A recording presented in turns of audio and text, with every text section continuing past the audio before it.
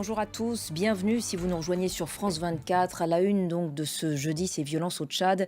Au moins 30 personnes ont été tuées par balle dans des affrontements entre policiers et manifestants à Djamena.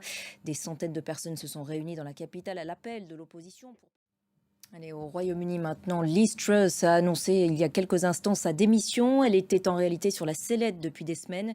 Et on en reparle avec Gauthier Ribinski. Rebonjour Gauthier. Bonjour Liz Stéphane. Truss n'aura décidément pas tenu très longtemps. 44 jours, je crois. On suivra ça. Merci beaucoup Gauthier Ribinski pour cet éclairage. Et sachez qu'Emmanuel Macron a réagi sur cette démission en marge du sommet européen de Bruxelles. On va l'écouter. Voilà, le président de la République était en train de s'exprimer depuis le sommet européen de Bruxelles qui est en train de s'ouvrir. Les 27 vont tenter à nouveau de répondre à la hausse des prix de l'énergie. Au menu des discussions du jour, un prix de référence du gaz naturel liquéfié, des achats de gaz commun ou encore des mesures d'urgence pour atténuer les effets de la crise énergétique. Les dirigeants des 27 sont divisés entre autres sur la question d'un plafonnement des prix du gaz.